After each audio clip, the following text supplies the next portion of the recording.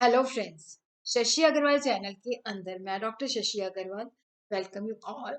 Today we are going to discuss the right strategy to write the exam effectively ताकि हमारा exam के अंदर score अच्छा आ सके।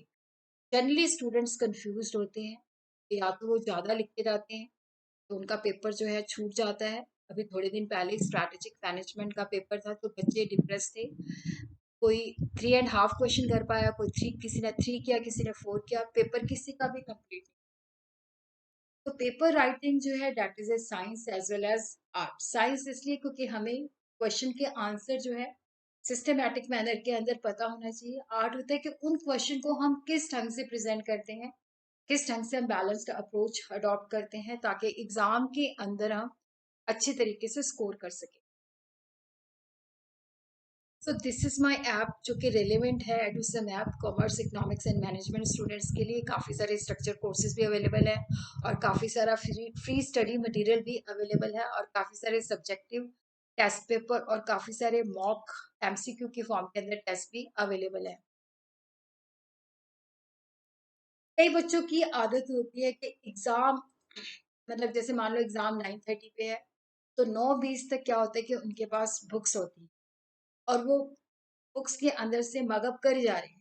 देखो ये जो अप्रोच है इसके अंदर कंफ्यूजन ज़्यादा होती है। एग्जाम से पहले आपने रिलैक्स होना चाहिए, आपका माइंड कूल होना चाहिए, आपके अंदर स्ट्रेस नहीं होना चाहिए, एंजाइटी नहीं होना चाहिए। कई बार हम सोचते रहते हैं कि मैं तो ये भी भूल गया, मैं वो भी भूल गया। तो ये एक नेचुरल फिनोमिना है।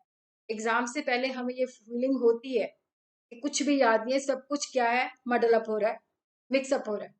तो एग्जाम से पहले आपने रिलैक्स रहना है, आपका दिमाग कूल होना चाहिए क्योंकि अगर कूल रहेगा तभी आप एग्जाम को अच्छे ढंग से अटेम्प्ट कर पाओगे।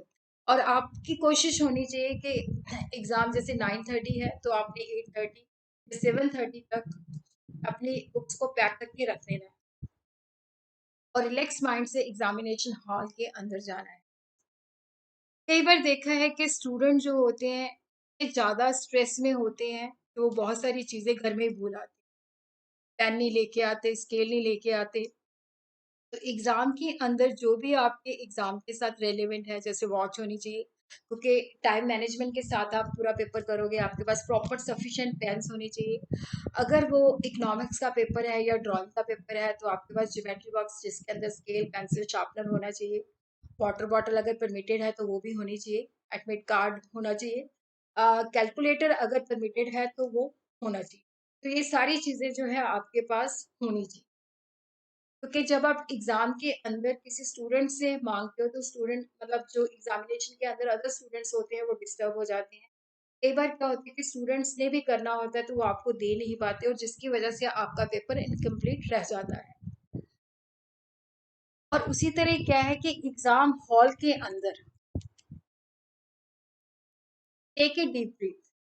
क्वेश्चन पेपर जब आपको मिलता है, आपने जो आपकी आंसर शीट है उसके अंदर आपने रोल नंबर जो है सही लिखना है, रोल नंबर के अंदर मिस्टेक नहीं करना। क्वेश्चन पेपर को अच्छी तरीके से पढ़िए, देखिए कौन कौन से सेक्शन में से कितने क्वेश्चन करने।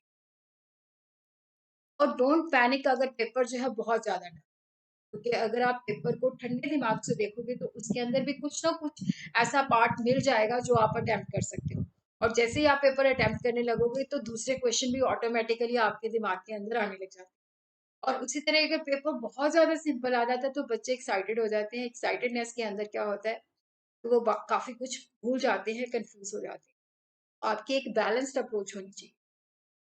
और पेपर के अंदर जैसे मैंने कहा कि ये साइंस भी है, आर्ट भी है, तो हमने वही क्वेश्चन करना है जो हमें बहुत अच्छे ढंग से आता है। और उस क्वेश्चन का जो नंबर है, जैसे मान लो आपको थर्ड क्वेश्चन आता है तो आपने थर्ड क्वेश्चन वहां पे लिखना है, ये नहीं है कि फर्स्ट क्वेश्चन लिखना है। और उसी तरह एग्जामिनेशन के अंदर एक बैलेंस्ड अप्रोच ताकि आपका जो पेपर है वो कंप्लीट हो सके।